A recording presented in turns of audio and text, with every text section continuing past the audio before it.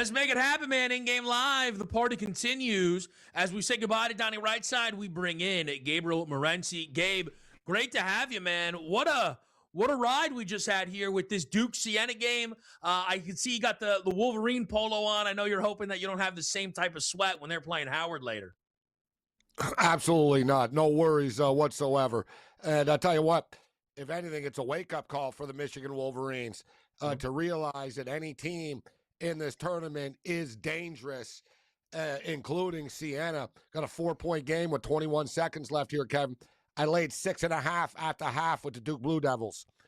So we're looking to close this out and hopefully squeeze it out. I also played the in-game total over 149.5. They just missed a free throw. That's not going to help me. No. That's not going to help me. So, gotta hit your free throws. I know they're going to win by 5 or 6, and I laid 6.5 in this game.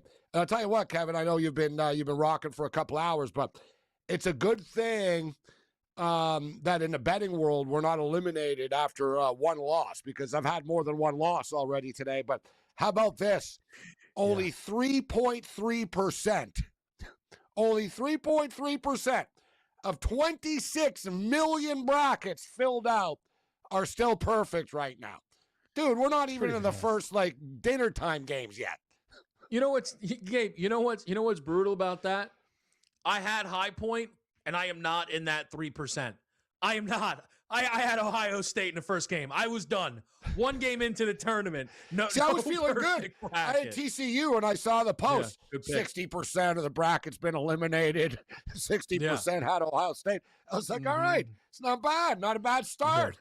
And then you got to be kidding me, man. High Point knocks off the Wisconsin Badgers. The same Wisconsin team that went into Illinois and won. They went into Purdue, bro. This team won everywhere.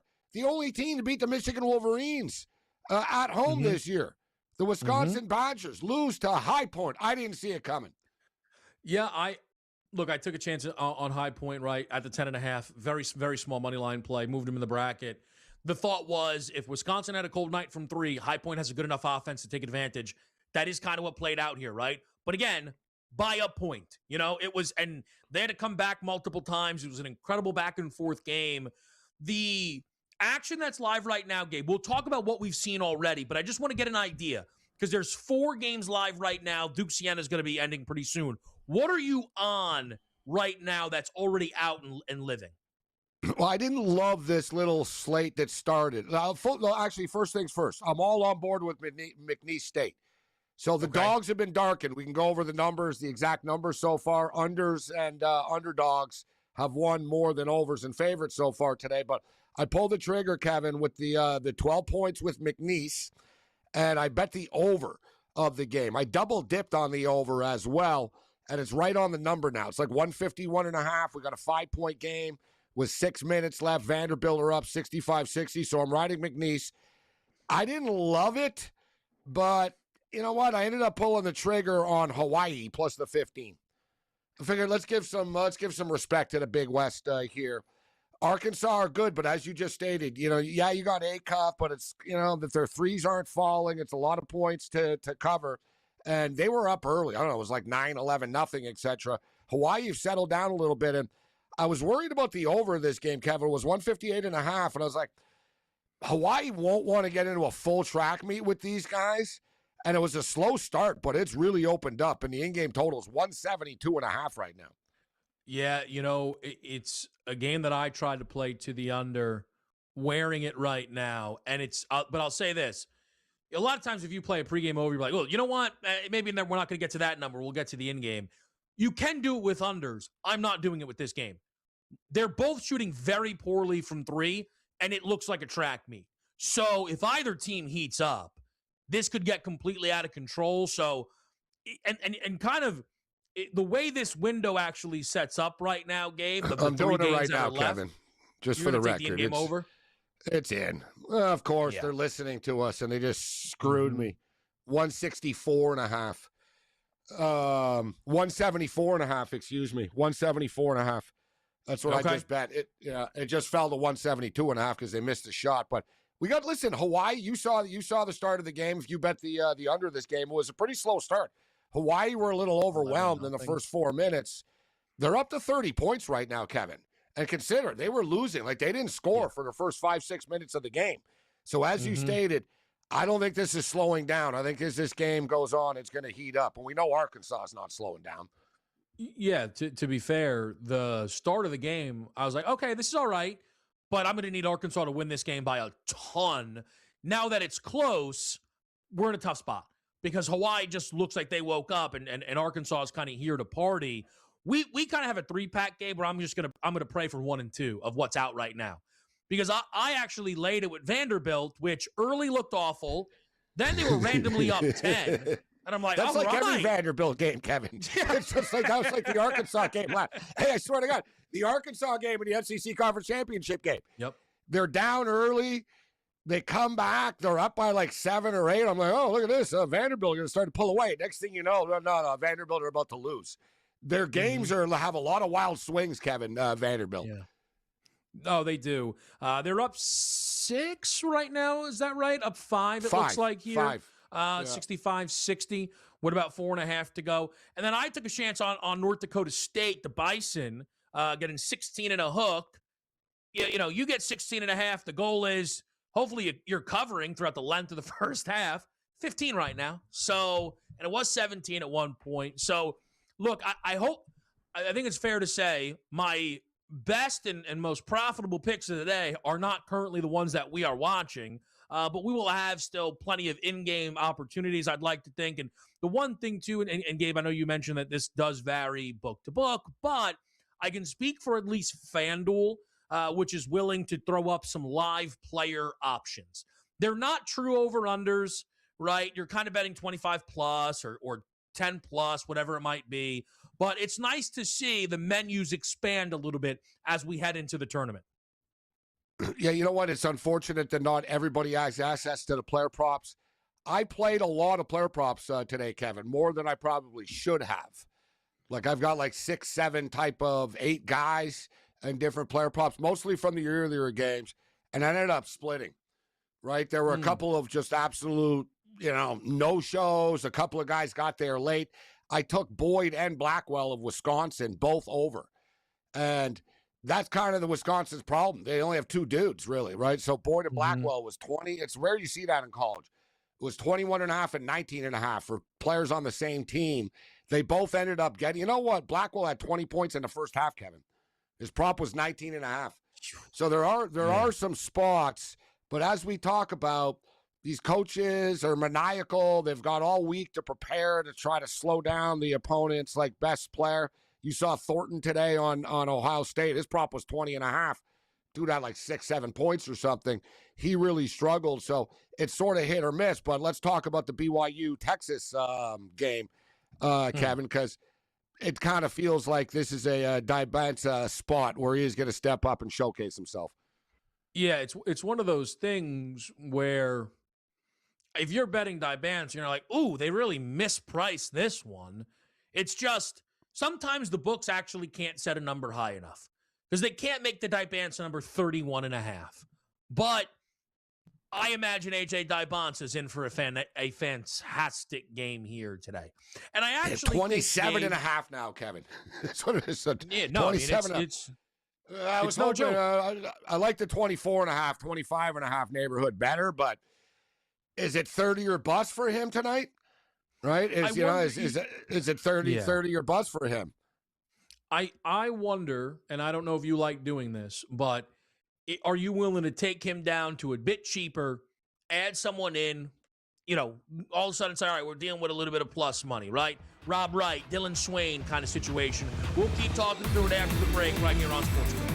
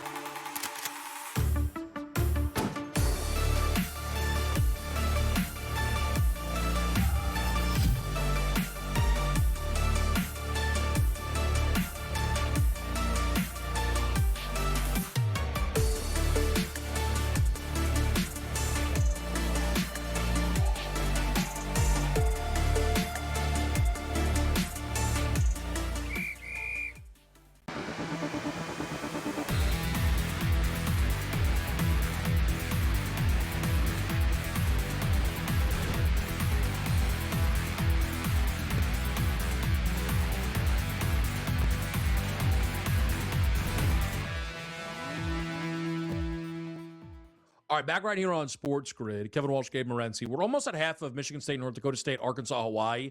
I always like reassessing numbers at the break, so we'll do that for those games. We're going to watch the end of Vanderbilt McNeese as well. But we were talking a little bit about some of the games that we have coming up, and we're going to do that quite a bit here. There's going to kind of probably be a pocket for Gabe and I. Wouldn't be surprised, 25, 30 minutes where there's actually no games on. We're just kind of previewing the night slate, which I'm actually pumped about. I think it's going to be a lot of fun.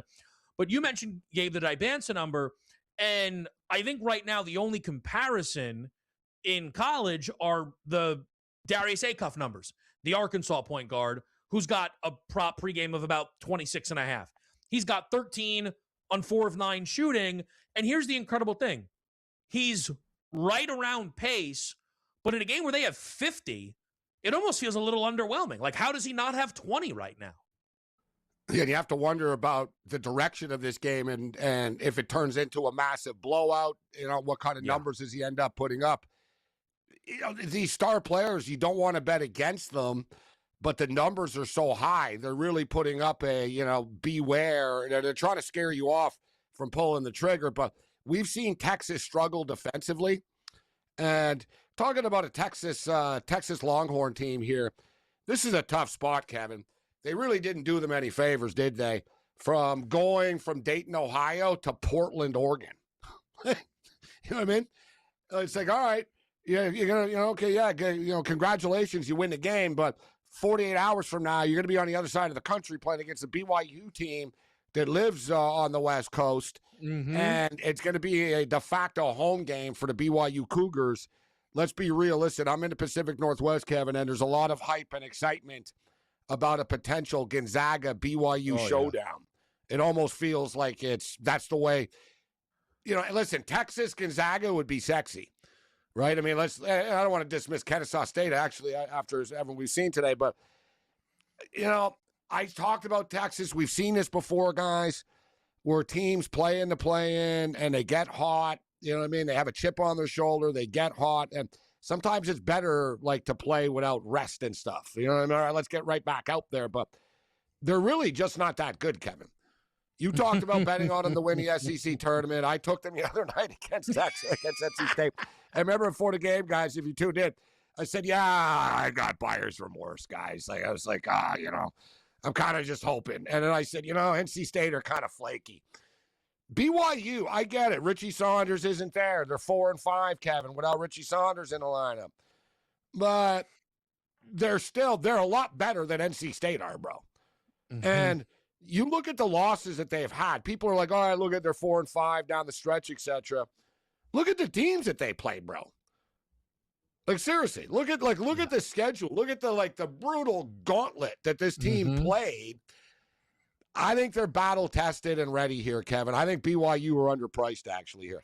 So let me flip it to you. Let me ask you. Kind of weird, isn't it? So Texas and NC State, what it ended up closing at? Texas +1. Yeah. So you're telling me that NC State is a 1-point favorite on a neutral court in Dayton, Ohio, but BYU are only 2.5-point favorites when you're playing on the West Coast in Oregon and they've been rested all week? I don't know. Maybe there's just a trap and I'm walking into it with BYU here, but Texas are just too fundamentally flawed, man. They turn the ball over too much. They don't shoot the ball very well. NC State were a sinking ship, and guys, we saw Texas. They had a legitimate hard time winning that game, Kevin. They had a serious hard time closing that game out. I like their coach. Miller's a good coach, but I think BYU are just a better basketball team than they are. And I want to make this point. We've talked quite a bit, Gabe, about conference identities, right? The Big 12, you could argue, about half of the 10 best defenses in the country are in the Big 12. Right? And the other half might be in the Big 10, and then it's like Duke, right? BYU is going to play this Texas defense, and it's going to be like swinging the bat with the donut off. And that's why the Dibansa numbers look the way they do. They're going to – I played a Rob Wright assist prop game. They're used to going to Ames, bro. You're right. They're used to going to Ames on a snowy, Monday Houston. night. Getting elbowed in the face and Baylor. Yes. Baylor kids tripping them and stuff. Yeah, exactly. It's like a bloodbath in that conference. Yeah.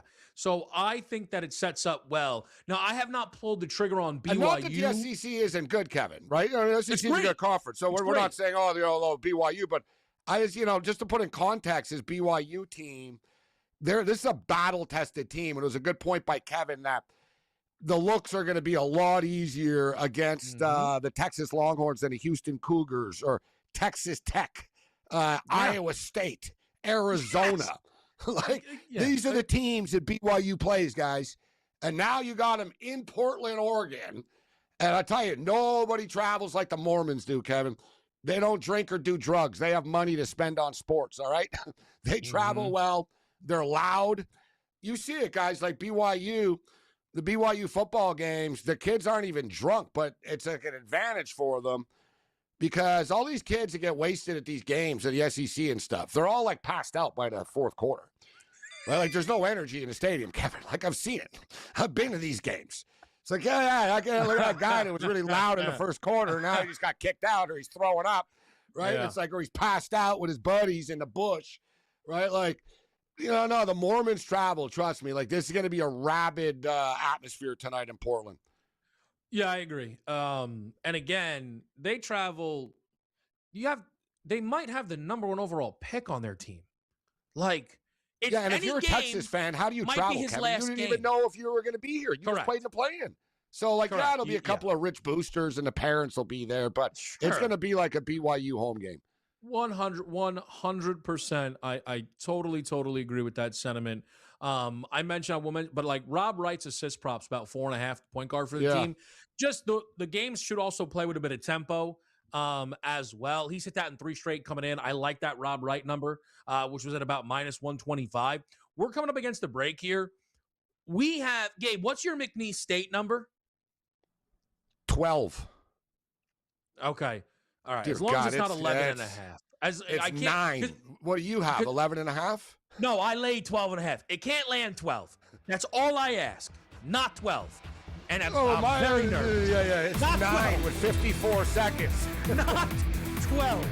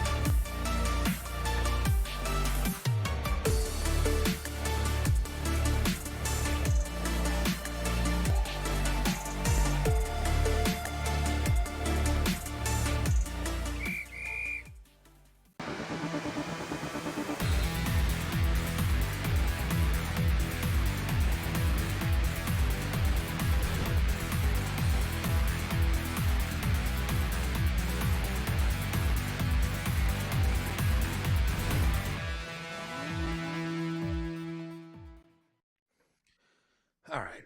So let's do this math, right? It's 8. Wow. Vanderbilt's got the ball. You need luck, Now, Kevin, at this time. Now, you just saw the shot, too. So every time Vanderbilt scores, they got up by 11, and I got plus 12. Kevin laid the points, and I'm like, oh, God, if McNeese missed this next shot, it's over because they're going to foul it. It's done. The kid takes this, the worst-looking three-point shot ever. He's kind of like, just like, it was like, oh, my God. It looked like it was going to be an air ball, and he banked it in, Kevin, but it wasn't a deliberate bank, bro. Like, it was just sort of like a lucky, it was such a bad shot. Bank it in deliberately, like it hit the top of the backboard, if you saw. It nearly went over the backboard. It hit the top of the backboard. And let me just quickly say to you, you brought up the basketballs. These things, bro, where do they find these things? At an amusement park? Like, these are like rigged basketballs, Kevin, when you're trying to win a prize at Belmont Park. Like, you know what I'm saying? Like, you're a Cody, like, trying to, it's like, dude, somebody, they're right. This is like a ball you get from Walmart. Don't tell me these things aren't bouncing, bro. I've never seen so many in and out shots in my life. Nice looking threes are popping out all day. Okay. A lot of good things there. First of all, there is something like they all have to get adjusted, though. Every total I bet first 5 minutes of the game, it's the worst bet I've ever made. How about Miami of Ohio, SMU yesterday?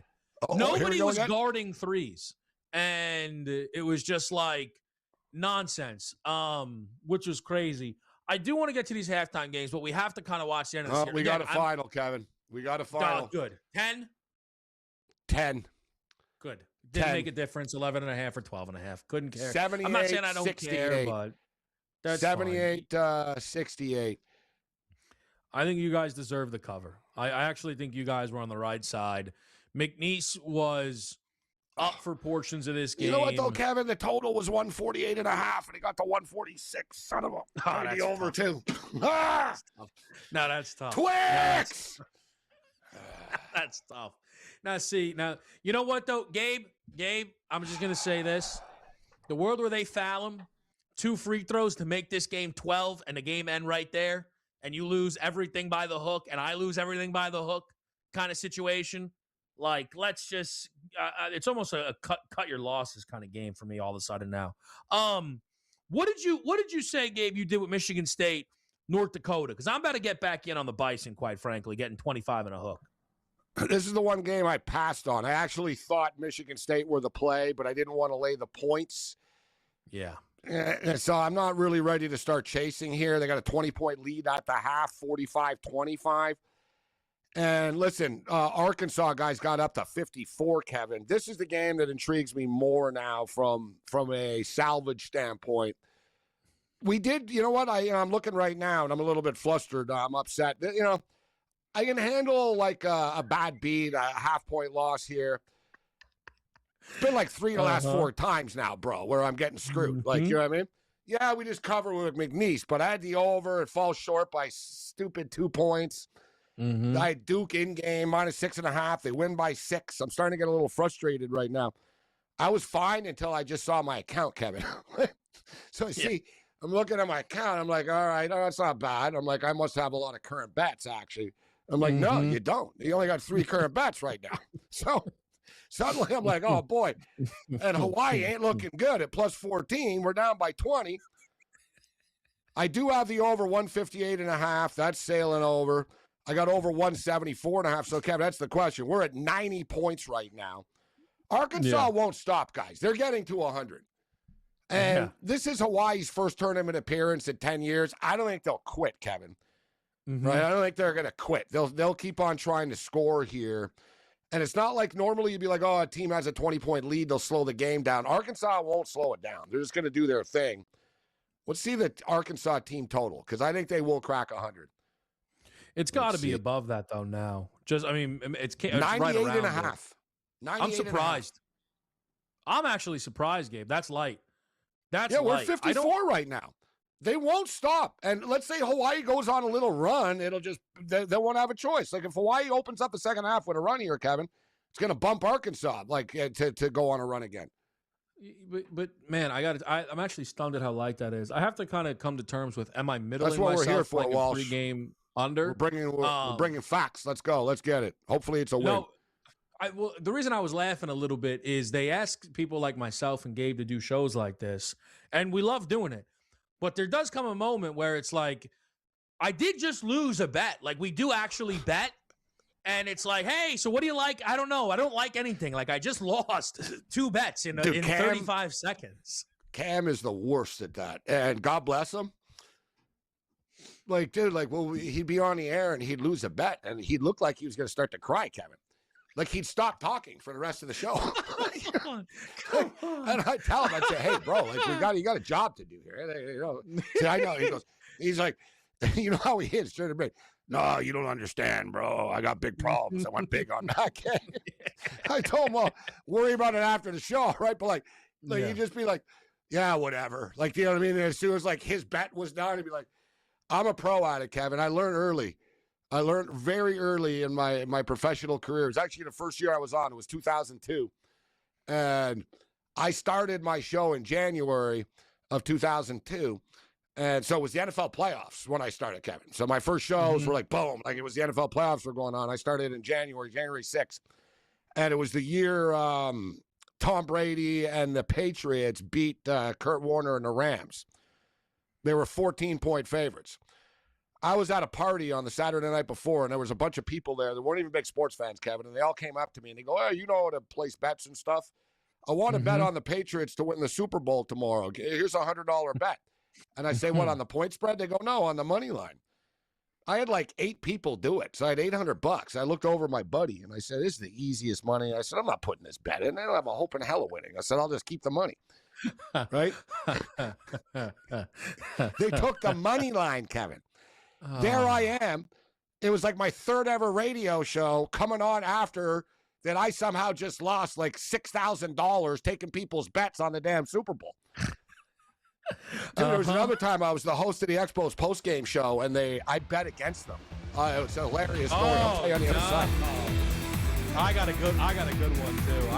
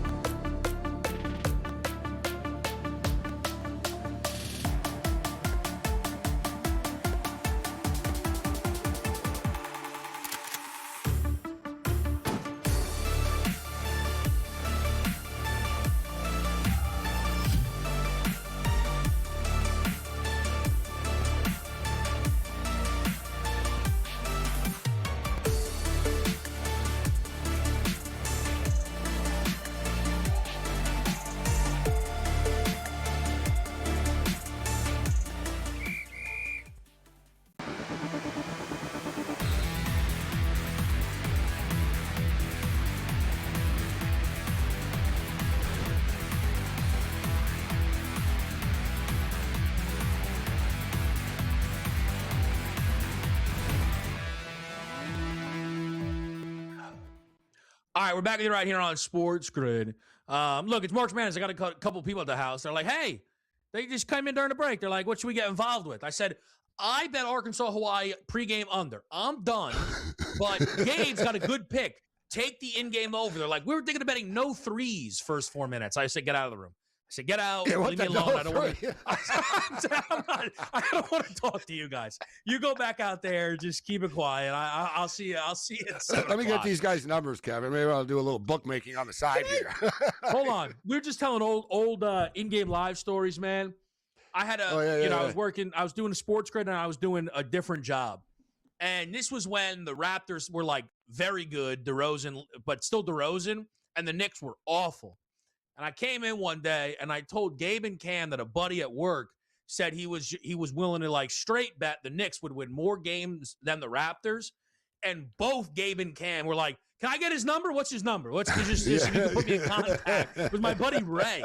And it's like, please call that kid. Any bet he wants, the Raptors are going to win 20 more games than the Knicks. There's a great line that some guy once told me. He goes, I told him about a bet. It was actually a bookmaker. He goes, yeah, I'll send a limo for you if you want to make that bet. but as a host, Kevin, that's it. It's a fortunate thing because in the old days, betting, whatever, wasn't even legal. And there's stories about like Cleveland radio hosts getting arrested for betting and like football bets, at the station and stuff like really crazy era. So we've been blessed that, we've been paid over the years to watch football and bet on games and openly talk about it. But I used to do the Montreal Expos post-game show. And the team was owned by Major League Baseball. There's no way in hell like they would give me that job. The only reason they did is because they knew they were leaving for Washington. So they didn't care. And I wasn't going with them. Right. So sure. And they were like, yeah, whatever. They were like, this dude's popular with people in Montreal. And what do we care? We're leaving, whatever. They didn't like me, trust me, because I used to say a lot of crazy things, right? Yeah. But anyways, the one thing that really upset them was once I went on the air and I said, whatever you do, don't buy tickets at the box office. You're just giving money to Major League Baseball. I said, buy them on the street. They were like, oh imagine doing that on a professional post-game show. Yeah, whatever you do, make sure you support scalpers because, unlike that, C-League guy. So I used to take shots at them all the time. But anyways, there was one game, Kevin, I went big on it too. All right, it was, baseball teams, they never get too fired up. They're pretty much, you know what I mean? It was the Cubs with Sammy Sosa. And I'm in the tunnel. Well, I had all access. I can go anywhere I want. So I'm in the tunnel right before the game, and I see the Cubs. And the Cubs were in a playoff chase, and it was September. They were fired up. And Sosa did this prayer. He went about this thing, God this, and he was speaking in Spanish about God and stuff. And at the end, he goes, now let's go F them up. And he said it all loud, and the Cubs, they all started laughing and stuff. And it was one of those, there was a payphone. Pete Rose used to place bets on the same phone. There was a payphone there. Right away, I was sort of call the book. And I was like, yeah. And I went big, more money than I had, Kevin, type thing. I was like, put this. Even the guy was like, really, that much? I said, yeah, Cubs win tonight. Trust me. Cubs, I swear to God, bro, the Cubs were up 8-1, bro, after the fifth inning. I was sitting behind home plate because there was no fans. I just walk around, sit wherever the hell I want, right, during the game. Sure. Waiting to do the post game. So I'm sitting right behind the plate, and I'm eating popcorn, and I'm thinking, God, you're smart. What a great bet. And I'm like, this is awesome. Long story short, Cubs bullpen blows it. Expos come back, win a classic 12-11. I'm the post-game show host. I got to take calls from Expos fans, Kevin. I'm getting calls. Gabe, I tell you, we're not out of the playoff race. This is a turning point. What a great win. And I'm like, yeah, great win for the Expos, but I like to focus in on the Cubs bullpen. I spent 20 minutes ripping the Cubs. And people were I was like, yeah, but it was people were like, dude, it's not the Cubs post-game show. I was like, the Cubs don't have a chance. A bunch of losers. I was ripping the Cubs, Kevin. And people were calling, hey, Gabe, what a great win. I was like, yeah, nice win for the Expos. Next call. Please, I have to find that tape. I would pay hundreds. I would pay hundreds. Hey, Gabe, what an epic game, man. You think we're still alive? I want to talk about the Cubs. It was too good. Hey, this is Jimmy in Quebec. I was just thinking, Gabe, this team might have something. They got nothing. It's the Cubs. They're gutless. Next. Get the next guy in here, man. Oh, you could never find a more bitter host after a big win. No one could ever say I was a homer. I'll tell you that. I got to tell you, money on it. I was so upset. I was like, this is horrible. Like, every call was just eating me alive, Kevin, as it happened. Hey, it was just like you said, we still got a shot. And I'm like, yeah, next call. The worst is, too, Gabe, I'll be honest, I kind of forgot the lead into why we were telling these stories. I didn't see you losing that bet. Like, I was like, this is a great story. I'm like, Gabe smashed the Cubs. I can't believe. Oh, yeah, I have to go find the box score. Oh, my God. We have a lot of good stories. Man. We have a few good ones. We have a few other ones like that about players. Yeah, really, really crazy stuff. But, so, yeah, we're sort of in this little lull here right now. Yeah, Kevin, that Michigan State game was the one that I just found the line to be sort of accurate. And even now, if I had to, I would take North Dakota State here, to be honest. I took the 25 and a half. In fact, you know what? Yeah, we're getting 25 and a half now. That's enough to peak. All right, I'll do it. Look at the shooting numbers here, right, Gabe, where Michigan State gets to the line 9 times. They make all of them. North Dakota State only gets 4. So they might have a couple calls coming their way. 15 attempts from 3. That's 5 more than Sparty. They only made 2. And you have to, by the way, we're not asking them to win the half. We're asking them to only lose the half by 5. Right? Listen, they go on a run, we're right back in it. Absolutely. We go on a run, we're right back in it, and the 25 and a half is nice in play. Or things don't go great. Michigan State get bored in the last 10 minutes and say, whatever, dude. And Izzo's been around. He's got nothing to prove. Like, he's like, all right, on to the next game. 25 and a half is, look, it was 16 and a half at closing time. Now we're getting 25 and a half. We've had one game today decided by more than 10 points. I think it's worth a shot here on the Bison. We'll be right back.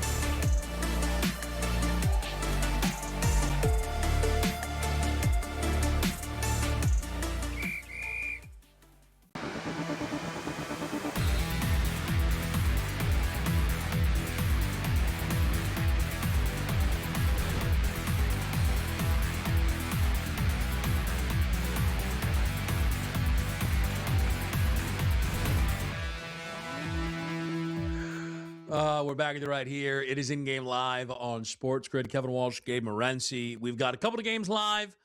We've got a couple of games coming up. We've also had a couple of games kind of finish up here. But I also, Gabe, just wanted to know. Now, I feel like I already know. Obviously, you and I do the night show together. And you said, like, trust your instinct. But all the brackets have since needed to be finalized here. Although I don't know what you were going to do for a championship game. I think I had an idea where you wanted to go for the Final Four, but what did you end up settling on? Especially after seeing Wisconsin lose today. I ended up settling on an all Big Ten final, Kevin. Illinois versus Michigan. Wow. Okay. Yeah. And I have an alternative one, which is strange because I'm not a big fan of the team. I don't think this team is as good as they are, has been in past years. They're not. They're just, but I look at the path that they have and in the region, and look, we just saw Duke get all they could freaking handle from Siena today, is UConn. You know what I mean, Kevin? It's one of those deals when you're filling out a bracket. Like, I didn't come in, oh, yeah, I like UConn coming into this tournament. But I was filling out the bracket, and I'm like, yeah, you know what? This is possible. Like, UConn is going to make it, and they're going to end up playing Duke. You know what I mean? If Duke doesn't stumble to Kansas before this or something, you know what I'm saying? I feel better about UConn getting there than Duke. Yeah, you know what I'm saying, Kevin? So I have an alternate. Yep. I have an Illinois, which I was, dude, I want it to be a little different, right? So it's like, you know what? I'm going to go with Illinois. I'm going to think outside the box. Illinois versus Michigan here, final. And then I have an alternate one where I came up with a UConn versus Michigan final. Yeah. I prefer the UConn one as someone who put UConn into the Final Four. I did. So it's really funny. So I put Florida, Michigan final, and I'm being dead serious. When you get to the final, like, I try and like cap the game a little bit, Gabe. I don't like Florida to win that game. If I'm right and that's the game, I don't love the game for Florida. But it doesn't make sense for me to click Michigan to win in the bracket. Like, not as many people are picking Florida as Michigan. I have futures on Florida. If that ends up being the game, I probably would be in a position then to not just hedge futures, but probably bracket winnings. I wouldn't be surprised. So I picked the Florida-Michigan final. I'm sticking with Florida, preseason pick. But the Wolverines, it's crazy though, Gabe. And I don't even know if you have them playing this team in your bracket. The game that I most considered knocking Michigan off before the final was Texas Tech, because that team has been at their best all season against teams better than them, right? One at Iowa State, one at Arizona. I know it's going to be so hard without Toppin, but I like that coach. I think Texas Tech is dangerous. Still pick Michigan, though, ultimately out of that side. I think they are. You know what? Michigan have a lot of really dangerous teams, but teams that they're still kind of better than. Iowa State versus Michigan, a battle, but Michigan are more deeper, more talented than Iowa State are. I think they would win. You know what? I think I was overhyping Virginia a little bit. I was like, oh, Virginia, the 3 seed here. Nah, Michigan would roll Virginia, I think. For me, Kevin, and it sounds crazy, but, you remember the TV show Who Wants to Be a Millionaire with Regis Philbin? I used to be good at it, Kevin, but, like, I'd be good at, like, the $1 million question and stuff. You know what I mean? Really? If I was on the show, I would lose. They'd be like, all right, children's nursery rhymes. Mary had a little what? And I'd be like, oh, God, I don't know. Like, you know what I mean? I'd be like, can I use my lifeline? Fish. Fish. Yeah. So it's sort of one of those, you know what, you don't want to overthink things. And, but when it comes down to it, you look at this UConn Husky team. You look at that bracket, Kevin. It's wide open. You know what I mean? To me, it's just it's a wide open bracket. Yeah. So we've got a setup right now at Michigan State, North Dakota State, and we've got Arkansas and Hawaii. A game that certainly right now just feels super up-tempo here, and Hawaii is hanging around enough to continue to push this not a bad number. Start for them, 11-8. No, not at all. In the second half, not at all. You know what I mean? And it's good because it forces Arkansas to have to score. Look, Arkansas is up to 62. right now. Yeah. I had an endpoint with the Regis thing. Who wants to be a what was millionaire? But I got feel like- sidetracked by the score here. I looked up. I'm like, oh, yeah, not a bad start for the total. yeah. What was the end point of the Regis Yeah, thing? what were we on when I brought it up? You were talking about how you would get the $1 million question correct. I feel Yeah, like it was but going to right relate before to the that, though. brackets, like the brackets and who Michigan would get knocked off by, with like Texas Tech and Virginia, Iowa State. Oh, that's right. Okay, yeah, sorry, exactly. So my apologies. So, yeah, as crazy as it sounds, to me, a game that worries me is the second game. That was my point about the early questions, the early games. You know, Iowa State, Michigan will beat Iowa State. Virginia, Michigan will beat Virginia. Georgia, bro, suddenly worry me. Dude, this is a hot team, Kevin. I think they're going to win tonight, actually. I think they beat the Billikens tonight.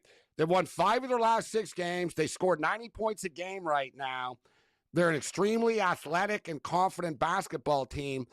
And if you'll notice, they gave Michigan another one, too, would be potentially in Alabama, right? Another team that can score, right? So, Michigan have these potential challenges against, you know what I mean, the blue collar, lunch pail, Iowa States, Virginias of the world. But then, they also threw a bunch of SEC teams like, all right, Michigan, you might have to score 85, 90 against these guys.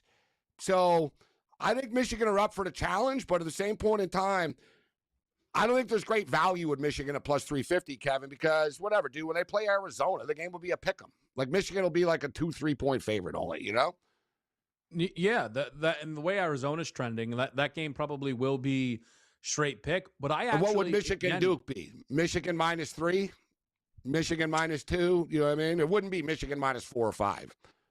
No, well, it's interesting, Gabe, because it was 3.5 when they played in DC, but Duke won the game, and I think it might just be like a pure pick. Like one team might get to -115 or something, but I think it would be a kind of almost a pure pick if we did get that Michigan-Duke rematch. But I'm not expecting Duke to be there, and we saw it a little bit today. Quick break, right back. More SportsGrid.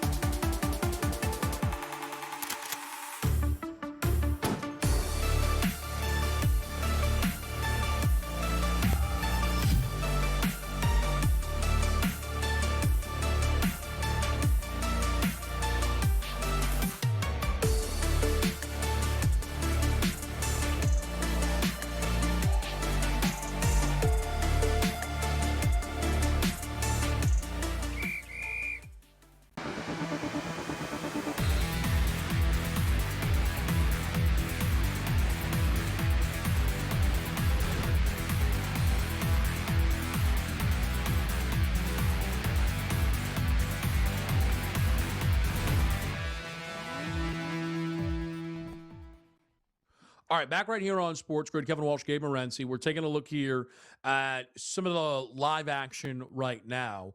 But, Gabe, I do want to just ask you kind of more directly what your takeaway is from that Duke-Siena game. Because one of the statistics I saw, and I do not think it can be dismissed, we've seen 16s beat a 1. We had never seen a 16 seed with a double-digit halftime lead against a 1 seed. What Siena did ultimately was lose a basketball game by 6. But they did things that no 16 seed had ever did before against the number 1 overall team. Duke title numbers moved a little bit in-game, still post-game. What was your takeaway from that game? I don't want to overreact too much from the game. It's tough to tell, but what I will say is we've seen this pattern with Duke in the Shire era. Right? I mean, at what point does this become a conversation? Do they have the killer instinct, Duke? Right? Mm-hmm. Do they have the killer instinct to man up in a tournament and not just, rule a good ACC, but not a dominant ACC conference? When's the last time Duke won a championship?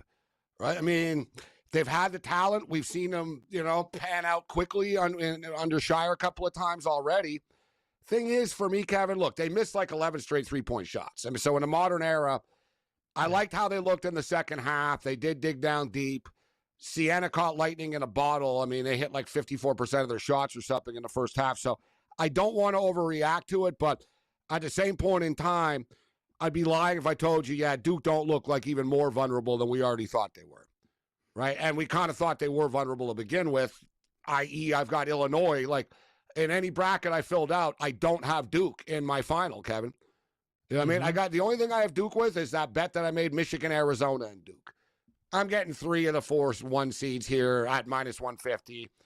To me, it was like, all right, I'll pull the trigger on that. But I don't think Duke are going to cut down the nets when it's all said and done. I don't either. And I think, in a way, you look at this game, Siena, again, we're judging a 16 seed. They try and win games with defense, right? To keep Duke to not just 71, they couldn't get to 40 in either half, right? They went under not just their pregame team total, but their first half team total, their in-game team total, under. At no point did Duke beat expectations. And this is what I've said about this team. I do feel like the gap between Boozer and the rest of this roster is bigger than people think. And it only grows I like when to you see remove more from Isaiah Isaiah Evans, Kevin. I He's like too to see more streaky, from Gabe. Yeah, that's he's the just thing, a shooter. Like, that's the problem. He's not a consistent. Like, yeah, don't worry, Isaiah's going to give us 18 or 20 today. Right. I mean, yeah, he hit a big shot. He hit this smooth 3 where you look at him, I was like, damn, man, that's like Jamal Crawford NBA type stuff. Mm-hmm. Like, it was just sort of like the skill, instinct. Yeah, he didn't even think. Like, you could tell it was just this trigger, bang, boom. And he popped this 3, and it was a big 3 at the time. They were down like, 8 or 9 at the time. And then, his box score pops up after he hit the shot, Kevin. They're like, yeah, it's his 7th point. It's like, bro, you're playing Siena. You're a top 10 draft pick. Like, you know what I mean? You got to man up. I think they're a little soft, Kevin, to be honest. You know what I mean? And, like, in the sense, and Boozer obviously isn't, but, like, the Boozer brothers saved their ass. Let's just call it out for what it is. And I think they're one of these teams. How many close games do they really play, Kevin, in the ACC? Not much. Like, I don't think the Duke Blue Devil players aren't used to getting punched in the mouth back very often. I know they beat Michigan that day. Should be noted that Michigan played Purdue, and they had Michigan State in the next game. It was like the ultimate Illinois. It was the ultimate sandwich non-conference game. Michigan played Purdue, Duke, and Illinois in a 7-day span. They lost the Duke game in the middle, the least important one. But I just think that Duke, Kevin, are not used to playing in close games, and they tighten up a little bit. Like I said, the sky isn't falling for them, but I'd be lying if I told you, listen, I wasn't impressed with TCU today. I had them to win the game. They won the game. All right, fine. I don't think TCU, I think Duke will be better against TCU. They got caught off guard against Siena. Although I will say this, and I want to get the coach right, actually. Let me just see what the game's coming up, and it'll pop up which coach said this. Because it was an experienced coach. It was Calipari, actually. So it was the game going on. It was Calipari. Calipari said the first game of the tournament is always the hardest one, no matter what seed you are. He's been around a long time, and he basically was talking about, you don't know. It's a different matchup. You've been off all week. It's the tournament. Weird things happen. And he basically said that first game is the hardest game. Sometimes you see that, Kevin. A team will struggle, and they'll get it out of the way, right? Which kind of leads us into Michigan. I know we're coming up against the break, but yeah, I'm not overly confident with laying Michigan 30.5 points tonight. It's a hell of a lot of points, guys, in a 40-minute game. If Howard were going to Michigan in, the first week of November, I'd say, Michigan by 47. NCAA tournament, game 1, Michigan could get up by 24, 25, and just... It's... My thing with Michigan is they are a streaky ATS team, and they close. They're overpriced, Kevin, all the time. They're overhyped. Yeah. I'm a Michigan fan, but people treat them like they're the dream team. But I will tell you with Michigan, they played one team who wasn't a top 200 team overall, doubled them up. I got a pick for you on this game on the other side. We'll get.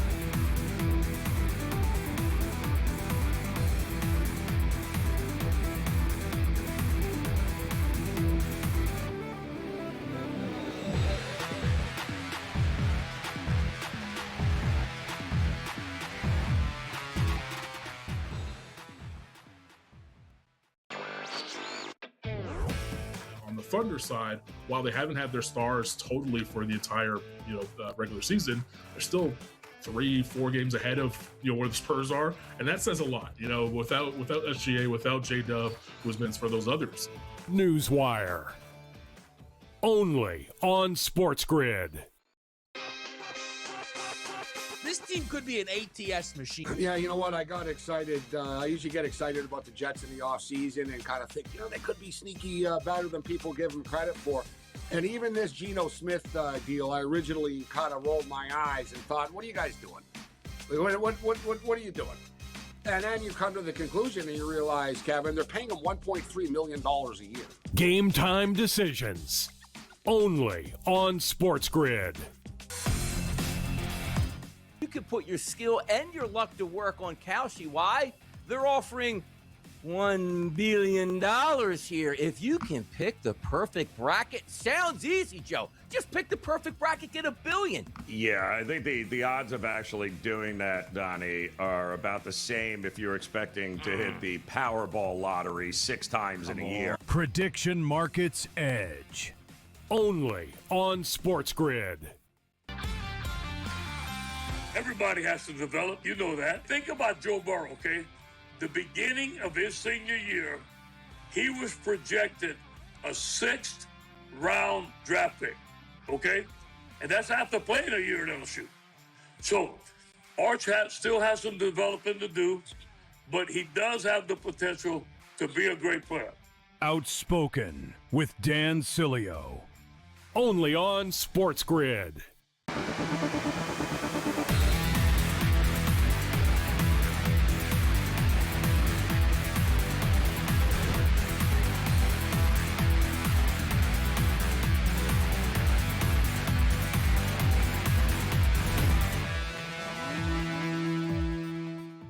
In-game live, Kevin Walsh, Gabriel Morency, an hour to go in our in-game coverage for the NCAA tournament.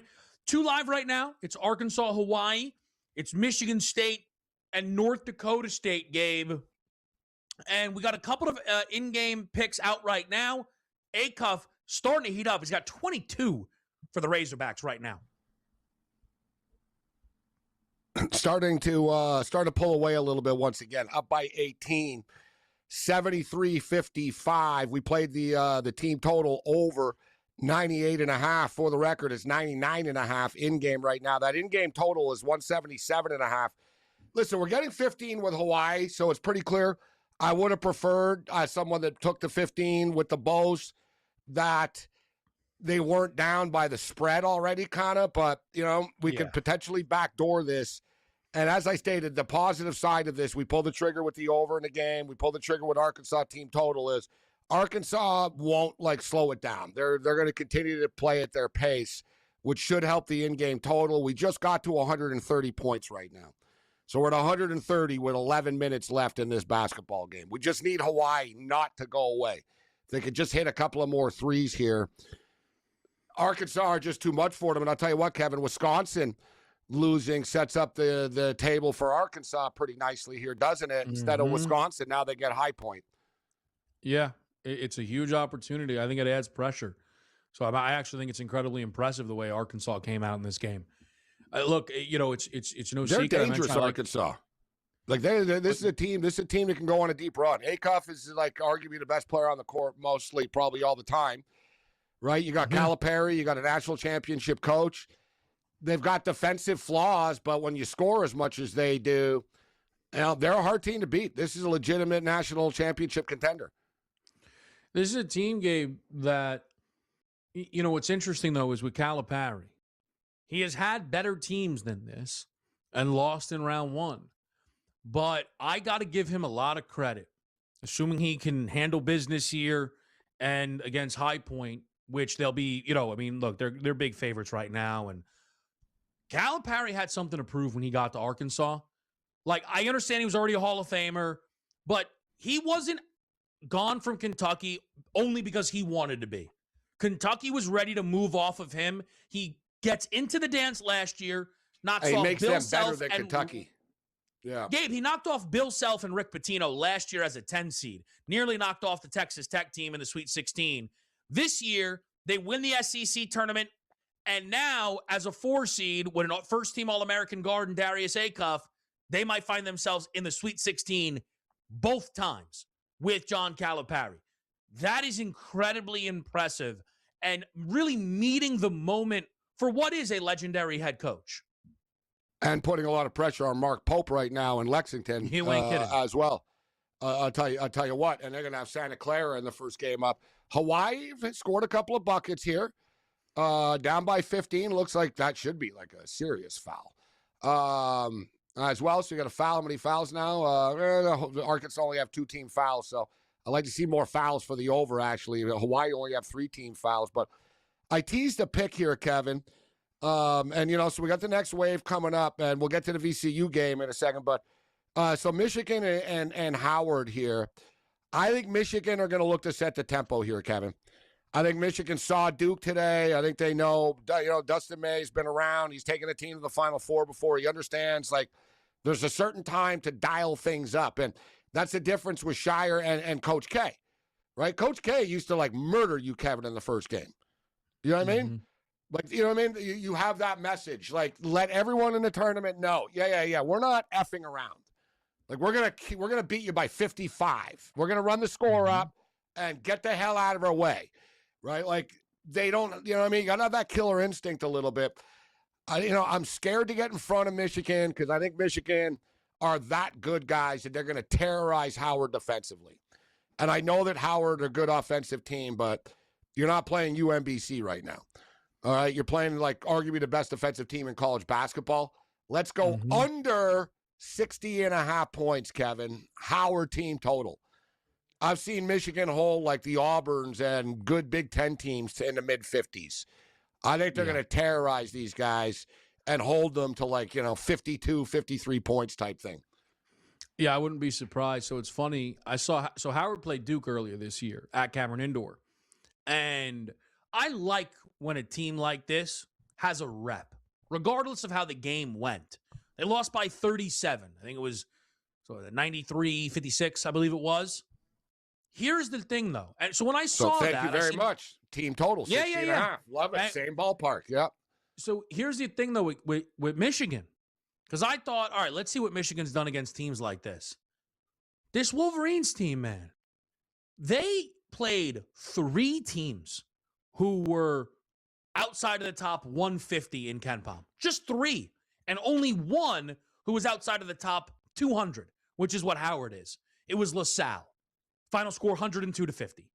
So it kind of got to it's Michigan or nothing for me because, and the Siena stuff almost, I agree with you. I don't think Michigan sees that and is like, what if no, they're like, are you kidding me?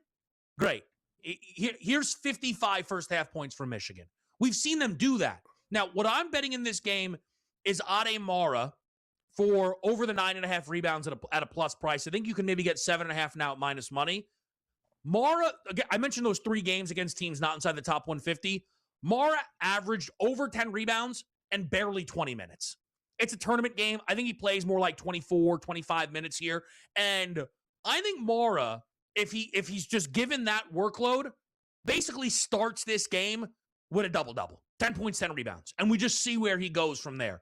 He is so good, Gabe, and against teams like this, he's legitimately unstoppable. I like your look as far as the rebounds are concerned because I think Howard are going to be missing shots. They're going to have Michigan Wolverine players in their face. They're going to be heaving these shots up, and it's going to lead to a lot of rebound opportunities. So I think it's a good look. Mara's point total prop for the record is 14.5 points, but Michigan player props are very tricky. They're one of these teams. They've got a bunch of good players on their team. They don't rely on one guy to score all the time. There's numerous dudes that get into double digits on their team, and it's sort of a game-by-game basis in which they mix it up a little bit. Down the stretch, they've gone to Mara a little bit more. They're playing a little bit more interior paint, sort of playoff-style, tournament-style basketball a little bit right now. But you see it on any given night. Cadeau could go off, Kevin. You know what I mean? Mm-hmm. Lenberg could go off. Like, you don't really know which guy is going to go off for Michigan. But I like your Mara. I like the look as far as the rebounds because I do think there's going to be a lot of missed shots. And let's lay the points with Michigan in the first half as well. Yeah, probably going to be like 48-20 or something at the half. What is this first half? Not that I don't think they would cover, but what is the Michigan first half team total now? 44.5. I get like they see it coming a mile away. They know this team's going to be up 20 at the break. They just kind of do, and you can see it all throughout the numbers. I assume Juarez Johnson will also do whatever he wants in a game like this. Quick break. We're in game live next.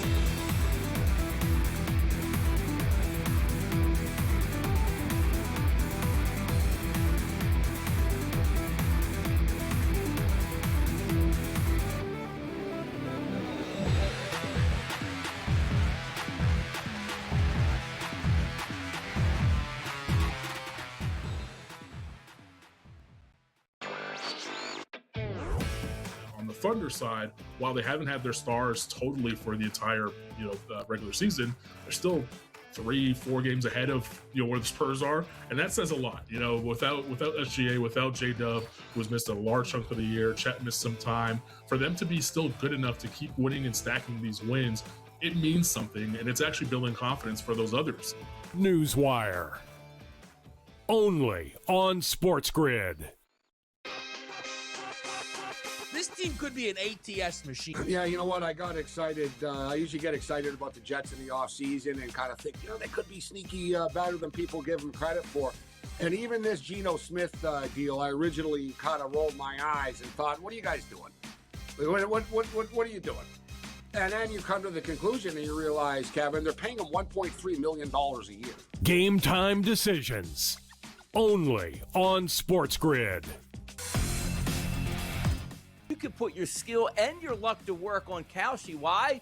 They're offering $1 billion here. If you can pick the perfect bracket, sounds easy, Joe. Just pick the perfect bracket, get $1 billion. Yeah, I think the odds of actually doing that, Donnie, are about the same if you're expecting to hit the Powerball lottery 6 times in a year. Prediction Markets Edge, only on SportsGrid.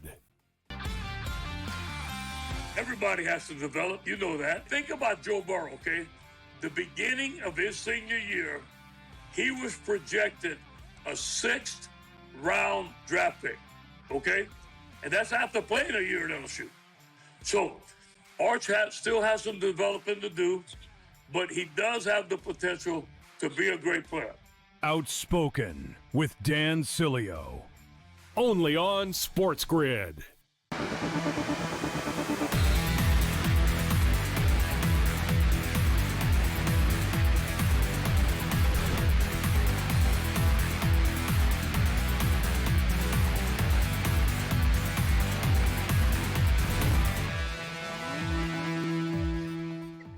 All right, back here on In Game Live, we're following the action, but we've kind of like placed our positions. Like, we're not going to bet the game every segment, right? We've got. Let's get into the VCU game.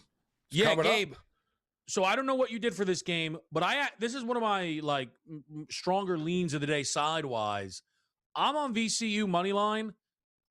Like, no disrespect to North Carolina. I just think VCU is the better basketball team at this point in the season. North Carolina without Caleb Wilson is not the same team. You can see it in the efficiency numbers. I actually think, you said this to me the other day, Gabe, and I thought about it a little bit more.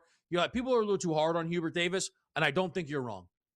This is a guy who's been to a national championship game. They lost their best player. They finished 24-8 overall. They lost by 1 to Clemson. They beat Duke this year. One of just, 2 teams to beat the Duke Blue Devils.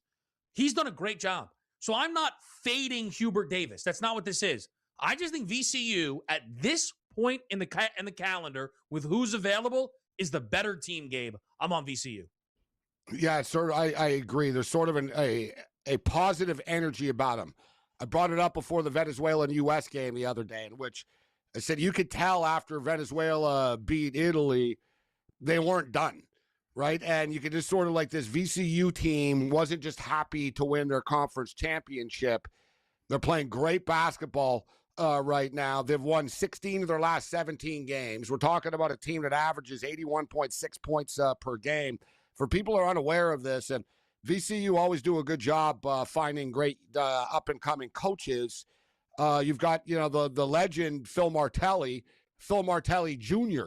is the coach at VCU. He's done an awesome job with this program. And the Heels are just not the same team without Caleb Wilson. Let's just call it out for what it is. That's 18 points a game that's out of your lineup here. The current form and situation, the only, one thing that worries me is that everybody loves VCU, right? We talked about this the other night with the total there in the Texas-NC State game. But, have you heard anybody say, no, North Carolina's the play here? No, it's true. Nobody. It happened with Florida, South Florida and Louisville, right, Gabe? That number just crash. Now, the openers, South Florida did cover, though, right? But I think the 3.5, That was ancient history when I used to win bets. That feels like years ago, earlier in the day. when I was on the right side. And for the record, they're long days, man. It's long days. I know. It feels like longer. Oh, that's when I was happy earlier in the day. So this game's in Greenville, South Carolina, for the record. I just wanted to get that out there. So Virginia, Commonwealth, North Carolina, and South Carolina. Yeah, exactly. There's no distinct real home court advantage. And I think the VCU fans will be more passionate about this. Like I said, and it's just one of these deals, too, that VCU, what better way? Like, they haven't been in a tournament in a while. It's been 5 years, I think. What better way to knock off a big heavyweight like this? VCU lived for this stuff, Kevin, right? To play a team like North Carolina, and you're getting a wounded Tar Heel team as well. And it's funny, because I see Hubert Davis said, he goes, I want to see our guys play tougher. Well, recruit tougher then. You know what I mean? It's like, no, I'm dead serious, Kevin. It's like, all right, you recruit these finesse guys, then we're not tough enough. It's like, well, dude, you're the one who recruited these players. You put the team together. And I don't like this. It's almost like an MMA fighter that, tries to learn to wrestle 2 weeks before a fight. You know what I mean? It's like, dude, it's too late. If you think Hubert Davis is talking about VCU are physical and they're going to have to toughen up and he wants to see his guys play tougher, dude, you're not as tough as VCU, right? You're more skilled than VCU, but you're not as tough. And NCAA tournament time, man, toughness often comes through over talent.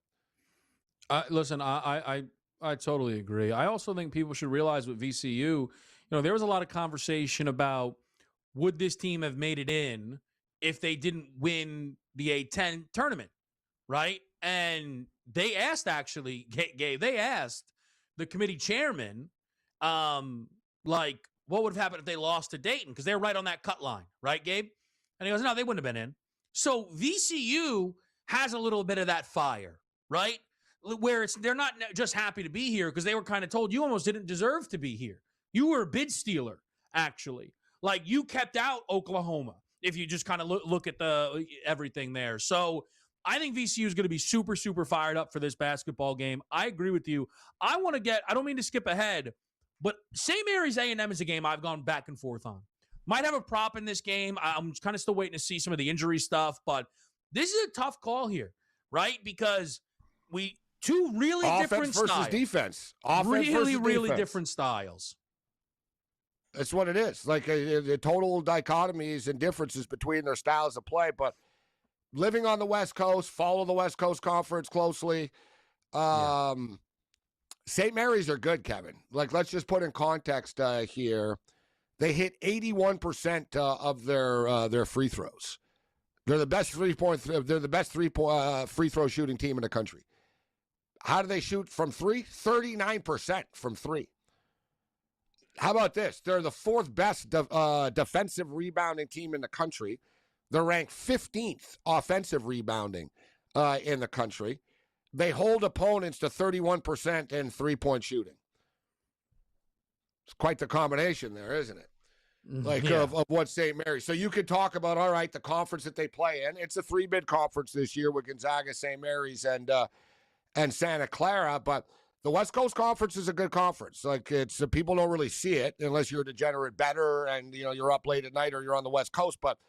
And Texas A&M are a streaky team. They've had an up and down year. They're not 100% healthy, Kevin. But I think this is just going to be a slugfest. And I think St. Mary's they'll slow the tempo down and grind out a win. Again, I'm not gonna. I put Texas A&M forward in the bracket. Sometimes that happens with a coin flip where you go, all right, I'll take the upset kind of situation. I'm not on A&M. I'm not on St. Mary's. I find it very difficult because what I see with A&M is, Gabe, they lost to a lot of those tempo teams in SEC play. There is not a St. Mary's really in the SEC. Maybe Tennessee, but like that's one team. It's just a very different vibe for me. There's a prop kind of, I want to get into it after that, and we'll keep flipping through. Also give you an update on these live games. It's a quick break. It's Kevin Walsh, Gabriel Morency. We're live right here on SportsGrid.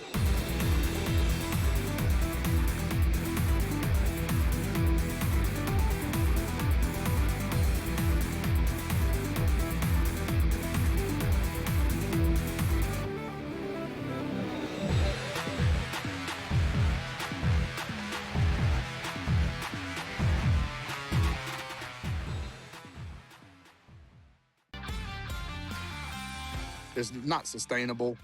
Pitches throwing too hard and not being healthy, so that don't benefit anybody as well. So it's better to, if a guy throwing 97, why not just throw 94, 93 and learn how to pitch? And then you can last longer. So it's more about keeping the product, on the field and being on a consistent basis. Outspoken with Dan Cilio. Only on SportsGrid. NBA Central sent out a tweet yesterday. Hornets announcer Eric Collins says Jalen Duren is one of his favorite players to watch. Quote, I like talking about that body of his cut up like coleslaw, end quote. Interesting. Yeah. Not quite sure what the reference to coleslaw is. No idea, Donnie. I have no idea. The Early Line. Only on SportsGrid. You don't usually get Alabama basketball booked at less than 160. You're getting that now here. The real question is Aiden Holloway done for the tournament for an Alabama team who, we've seen under Nate Oates, they're more than capable of getting themselves to a Sweet 16 and Elite 8 and maybe even beyond that. Newswire. Only on SportsGrid. I wait until I get the tournament bracket. Then you'll see me start to talk about who makes a run, who's right to get picked off. You go back to last year, look at St. John's, right? They were on a roll. They got Arkansas, who was a better version of St. John's. College basketball today. Only on SportsGrid.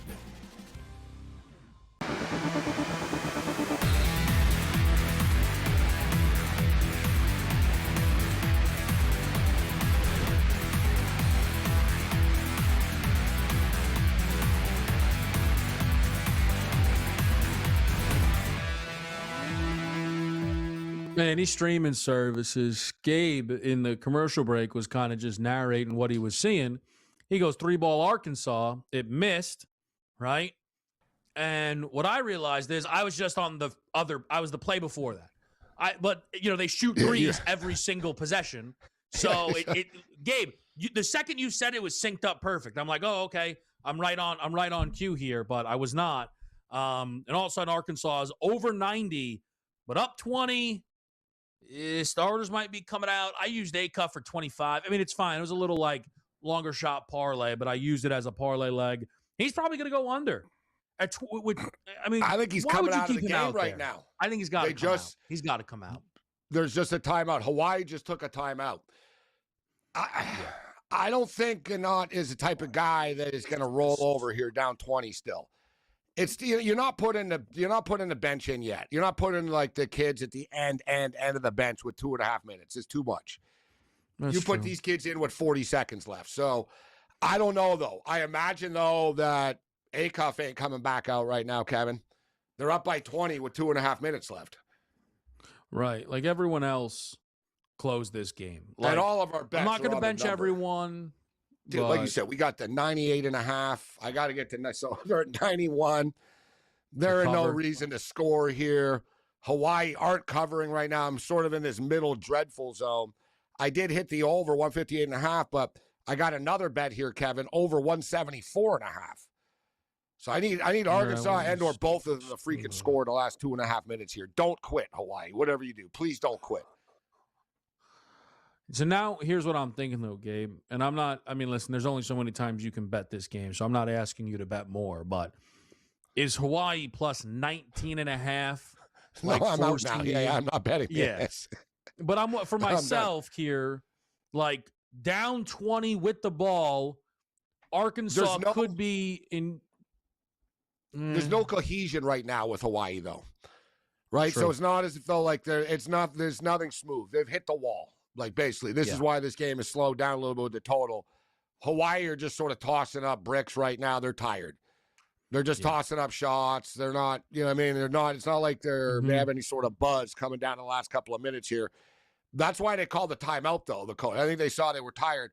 It's up to the coach right now of Hawaii. Like I said, to me, it's too early to put the end of the kids in, and thanks for coming and practicing hard all year with 2.5 minutes left. So we might have, you're right, Kevin, with the 19. We might have an advantage here if Hawaii keeps their starters out and Arkansas goes to the bench, right? Yeah. And they just came back here right now. Let's see. I got to believe Arkansas. Come on, Arkansas. Let's see a bunch of white guys here. No.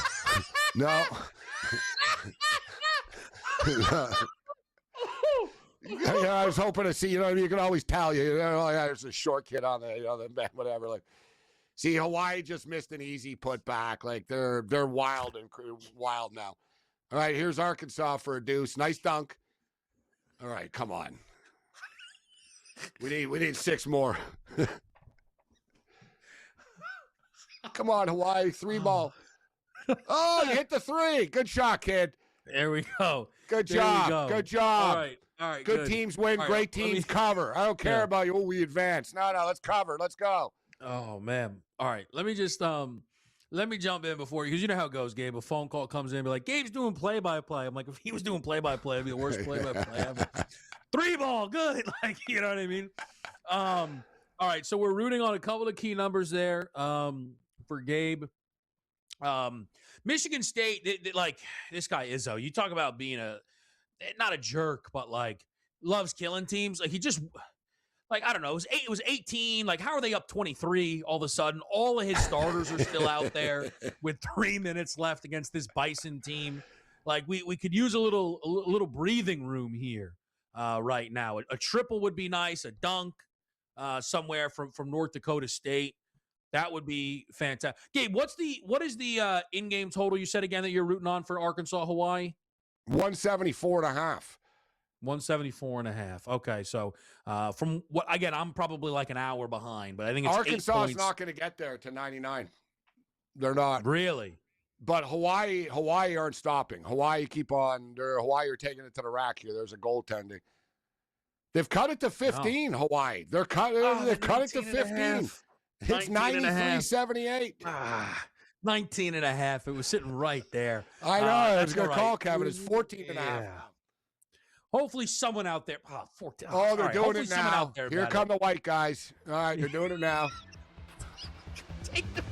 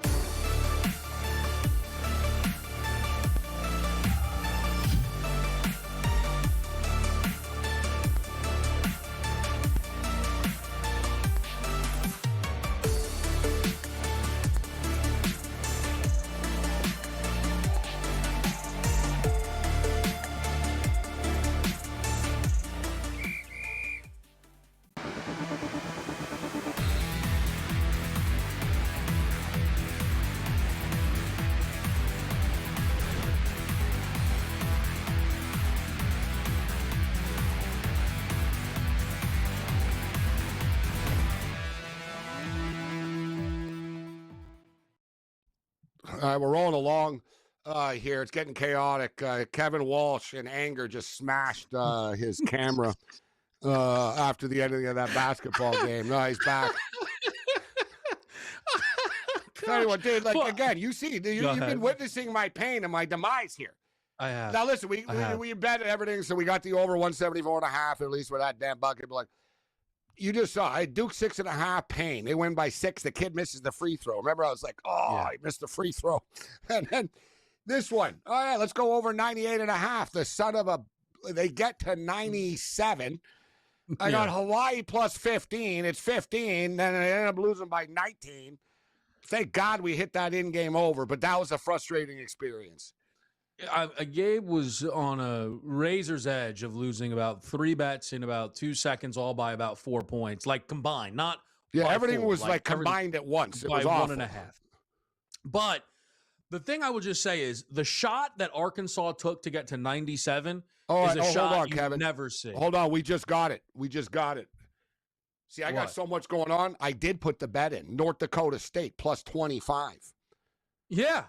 92-67 final. Get out of 25. Town. We caught it by half a point. We finally get a break. I mean, thank good. I'm watching this. It's all backups. And the backups from Sparty are raining triples. Thank goodness nothing crazy. Gabe, there was a minute left. North Dakota State had the ball down 20. I start getting greedy thinking, is this 16.5 in the mix? Good thing they got to the 20. All right, that's fantastic. 92. All right, so I finally won by half a point. We'll take it here. 92-67. We'll take it. All right, there we go. Still a rough afternoon, though, compared to what I would like. I got to tell you. 1-0 in your last one. 1-0 in your last one. Not enough people talking about it. All right, so listen. VCU's finally coming up. They should have started this game earlier. What the hell are we doing here? Like, I'm old enough to remember when March Madness, there was actually basketball all day. And now we're going to local news on CBS here. It's like, what are we doing? You know what I mean? You guys showing basketball or not? But we do have a bunch. It's a nice wave of games coming up, though, at once here. Kevin. Really it's good sort of game. like, yeah, they kind of sneak up on us. But boom, VCU, North Carolina, nice game off the top. First one of the rotation here. Me and Kevin agree on VCU. Then my Michigan Wolverines, 7:10 Eastern against Howard. It's got to be Michigan or pass. I'm going under 60.5 for Howard's team total. Michigan's team total, for the record, is team total right now. What's their full team? Is it 88.5? What is it? At the first half. What the hell's going on here? First half team totals. Oh, half. It's my bad. All right, team. Team total now 90.5 for Michigan. I think they're going to score 100. But with my data, Kevin, they're going to score 90. It's 90.5. Like, you know what I mean? Gabe, but I got to just say, the best is, I like a world where you're like, listen, I don't want to lay that many points. I'll take a Michigan team total over and a Howard team total under, which, by the way, it's just Michigan minus the points. It's just Michigan. But it is. I was just, as you said that, I was thinking, I'm like, yeah. So I'm on Michigan over points, Howard under points. That's kind of the bet. But no, but this can work out. Like, yeah, it can still work out. You know what I'm saying? Like, let's just say hypothetically, Michigan got 93 and somehow Howard got 64. You know what I'm saying? It's sort of a little bit of insurance here, Kevin. Yeah. All right, so team totals. Yeah, I'm going team. I'm doing that. It is funny, though, because I was thinking the same thing. I was like, damn, we're kind of just placing a number. So, yeah, I'm going to go under 60.5 with Howard, over 90.5 with me. You know what? I like the over 44.5 more, Kevin, in the first half. The first half, I agree. Yeah. I said it earlier. I'm calling it. Michigan's going to be up like 48-24 or something at the half. Let's go over 44.5. And what's the point spread here? Point spread first half. That's what I wanted to see. Michigan minus 18. How do you feel about like an alt number? Can we get like something like what's a big payout we can get for Michigan up like 20 or something like that? Alternate half first. All right, first minus half 24.5 is plus 265. Wow. Yeah, that's not terrible. I see minus. I got plus 450. Yeah, I got a little bit better numbers. I got minus 25.5 plus 340. That's a good number. So you're getting about an extra $1 be up like for 26. A point. So I said 48-24. And I got them by like 23, 24. I'm going to shop around, Gabe. They're really not. They're really on top of it, Kevin. 21.5 is plus 165 only. So that goes to show they're not surprised. Like they're almost thinking, this is going to be around 20 points at the half. That's not a bad number, actually. Getting that little plus 165, it's only 3.5 points more than the 18. So hold on, let me ask you this, Gabe. What do you feel better about? Because I'm gonna try and shop around for this. Michigan over 97.5 for the game, plus 215, or Michigan over 48.5 for the first half, plus 205. First half. Okay. I'm gonna try. Basically, I want to bet Michigan. I think the game. I think they score 100, don't they? I think they score 100. Honestly. Now, you talked about the scores earlier when they played They didn't play a lot of non-power conference teams, but no, I'll pull them up quick, like Gabe, 98-54. You know what I mean? That's what I'm thinking. You know what I mean? Like they could get to 100. Their offense has slowed down a little bit, but you got to figure if you're May here, Kevin, either way, and I got to believe that Michigan are game planning for Georgia a little bit more in the hotel right now. Like, you know what I mean? Sure. When they were having dinner, like sort of, but like either way, St. Louis or Georgia, you're playing an up-tempo game. Like, you know what I mean? So if you're Michigan, there's the one thing that I haven't liked about Michigan over the last couple of weeks, Kevin, is the offense has been a little bit choppy. They take through, I don't know, the offense hasn't been like rhythm-like it was. It was like a ballet. It was like watching the Warriors in their prime earlier this year when Michigan was beating teams by 50. It's more, it's just like I said, losing Kason hurt a lot, man. One of their point guards. Like, people didn't talk about it. He got hurt in the Illinois game. That hurt them. Cadeau is good, but he's inconsistent. Lindbergh has a tendency of taking too many threes and not taking it to the rack enough. And Michigan sort of has adapted their offense a bit as of late, in which they're like, all right, we're going to use our size more. Like, we're going to pound the ball inside now. And it's the one thing that makes Michigan good, though. Like, they can give you different looks. They can go big, they can go small, they can go fast, they can go half court. Like, Michigan could play any style.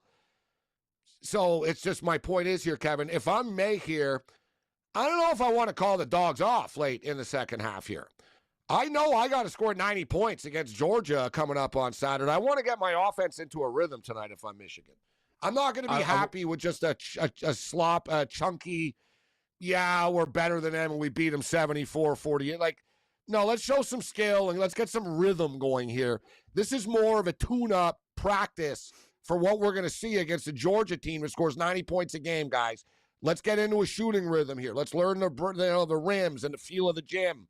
You know what I'm saying? I think if I'm Michigan, I don't call the dogs off. Now it's time to start dialing it up. This is how the days go. You add things as they go along. Let's think about the best version of Michigan, right? Or there's two, I guess, versions. The version that beat every good Big Ten team on the road by 8 or more points. And then there was the early season team whose final scores, their mean Michigan. Points. They were mean. 94, 102, 101, 101, 89, 101, 102, 112, 96. This Michigan team is defined by showing up and being at 100. That's, to me, how I will remember this Michigan team. There's a 99.5 on DraftKings at about plus 325. So not bad to me. Crack the century mark. And Howard are a bad defensive team. And Howard are going to want to run. They can't do anything else besides run. That's what they do. They gave up 93 to Duke, who is much slower than the Michigan Wolverines as well. So I'm going to end up adding this here during a commercial break, and we'll get to some of the late games as well right here. Kevin Walsh, Gabriel Morency, Game Time Decisions, In-Game Live. You know the deal.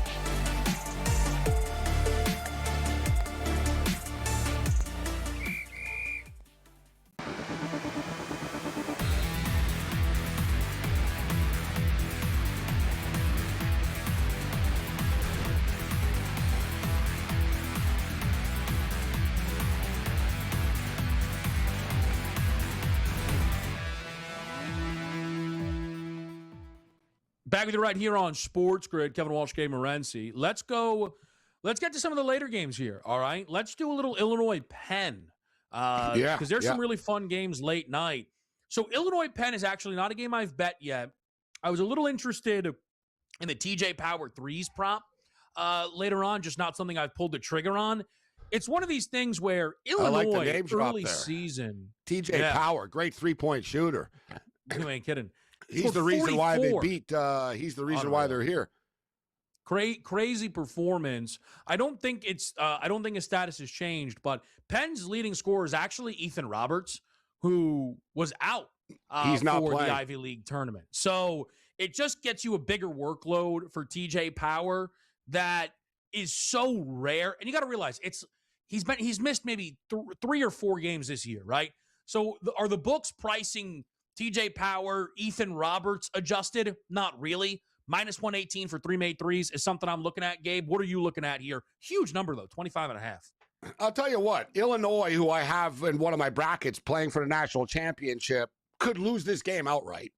Like, don't you know what I mean, Kevin? Aren't they the type of team that could lose to anybody? It's like, yeah, they're really good, but they could also lose to anybody. Now, I don't think Illinois are going to lose this game, but we just saw Wisconsin lose to High Point. I think the point spread is too high here. We're talking about a Quaker team here, guys, that they're 9-1 against the spread in their last 10 games, right? And this is an interesting angle that I like about this game. Fran McCaffrey, and props to McCaffrey, gets fired from Iowa, leads Penn to the NCAA tournament. He's only the 5th coach in basketball history to lead 5 different teams to the NCAA tournament, so that's a pretty impressive feat. That is impressive. So the guy knows how to coach. He knows, listen, I'm not going to get into a track meet here and run and gun with Illinois. Let's slow this game down a little bit.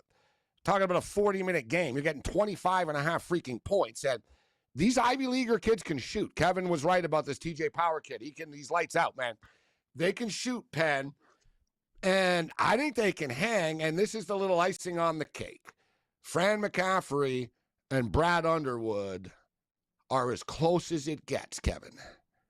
They're best friends, bro. Like, they golf together, they hang together, like they're buddies. Like, there's the coaching fraternity in the Big Ten. These guys, whatever, got along extremely well. And you think, let's just say hypothetically, Illinois is not going to run the score up. It's his best friend, one of his best buddies. He's not going to run the score up on him. He's not Tom Izzo. You know, little, got something to prove, little brother. Oh, I'm not Michigan. I had to take a shot there, Ken. But give me Penn plus the 25.5 in this basketball game. I say they hang. I'm not mad at it. I was, it's funny. I've been wondering if, is this a zag under a little bit here? And I wonder if that means that this game's slower tempo late as the game goes on. Not something I'm betting pregame, but something I was kind of thinking. I feel like what you just said might lean into that. A game that is expected to have 1 million points. But here, see, now I'm starting to get a little bit annoyed, to be honest with you. Georgia St. Louis. Yeah. Here we go again, where a total is super high, and that means someone woke up and said, okay, let's move it 4 or 5 points. Like, we do that, again, it's one of the things that Gabe said, like the first week of us kind of, getting back to doing this together. He goes, people love to give the odds makers respect, but then these numbers drop and everyone's like, ooh, bad number by the odds makers, and they chase these numbers. Well, they said a 171.5. It's now 167.5. And I'm supposed to be like, oh, they didn't know what they were doing for a tournament 8-9 game. Like, I know I'm on Georgia, to be fair. I'm not betting a total in this game. I think Georgia's better. St. Louis has been a mess for a month now, quite frankly. But it's interesting, Gabe, that we have another one of these super high totals just dropping like a rock. Yeah, I think there's people seeing the Walmart basketballs, right? The inflated basketballs, a lot of these games. Well, I'd like to go over the numbers. What is it for the day so far? We'll do it quickly during the next break for the over-unders in the day so far. But look, the Wisconsin High Point game was supposed to be a track meet, and it was, right? Look, the Louisville, South Florida game, similar situation, guys. They dealt like a 167.5. Well, it came down to 165, was 165.5 or whatnot. It started off slow, but it nearly got there. Like, you know what I mean? It got to 162 or 163, et cetera. It nearly ended up going over after a really slow start even. This one, Kevin, I like Georgia as well. I kind of don't understand the number. I would make Georgia much bigger. I think Georgia just like athletically, like you said, it was a nice year for St. Louis. I paid attention, Kevin. These guys were down by 10 every night to the George Washingtons of the world and stuff. Yes. Like, you know what I mean? Like, you know what I'm talking about. Like, it wasn't a smooth. They're ripe for the taking here. And like Kevin said, they're trending downwards. They peaked too early. They're not on Georgia's level on any sense of the imagination. I think Georgia are going to roll them, personally. And it's funny, guys, because normally I'll do the money line in this situation, right? Like St. Mary's. I don't want to lay 2.5. Like, I'd rather lay and it's funny because, look, it's 2.5. It's minus 155 on the money line right now because the odds makers know, this game could be like a 61-60 game, right? And it wouldn't be shocking at all. Same thing with Texas BYU. I'll play BYU on the money line just in case they win by 1 or 2. Georgia, I'm not doing it, Kevin. Georgia, I'm like, lay the damn 2. They're going to win by 12 or 14 or something. I think Georgia rolls St. Louis. Yeah, I agree with you. It's funny, like, again, not everybody watches like the A-10 tournament games, so you'd be like, they beat George Washington, okay, but like, no, they were down 14 at the half. Like, Dayton, they lost by 1. Like, no, they were getting like, it's just, I don't know, they've looked bad for a while, and they were getting smoked at the end of the regular season. Like, it's not like the A-10's awful. Like, you can lose a game. They were getting smoked by teams. Let's do trending Gonzaga downwards. Yeah. So this is one where, again, I got the worst of the number because I bet an over, and apparently if you want to bet an over, just wait until tip. I don't really care. I think Gonzaga, Kennesaw State has 1 million points in it. Just an absolute million. There should be a ton of free throws here. Kennesaw gets to the line, and they're a bunch of hacks. And all Gonzaga does is throw it into Graham Ike in the middle, and it's 1 up and under, and he's going to live at the line in this game. I bet the over at 154.5. I'm not scared that it's dropping. I think this game goes over, Gabe. If there's a coach, we talked about Tom Izzo, if there's a coach that likes to dial it up in the tournament and run the score up, it's Mark Few. He will not take the pedal off the metal today. Yeah, I am really excited for that game late night. We got Houston, Idaho still on the docket. We'll re-rack all of our picks after the break. VCU, North Carolina betting get underway as well.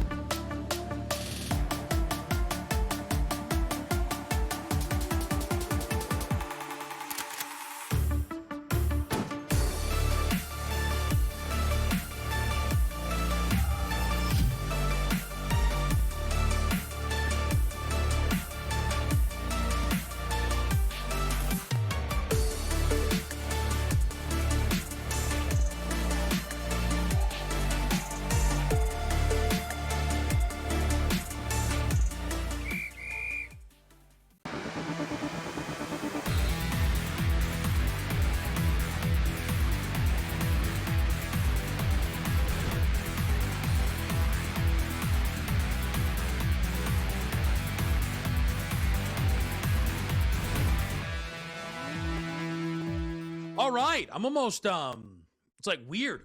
Like North Carolina VCU doesn't feel real. I feel like we went too long without basketball. I'm like, is this a real game or is this a highlight? It's real. Yeah, It's it felt like an NFL in-game live, Kevin, with a lightning delay or something. We were here with that in a game for an hour.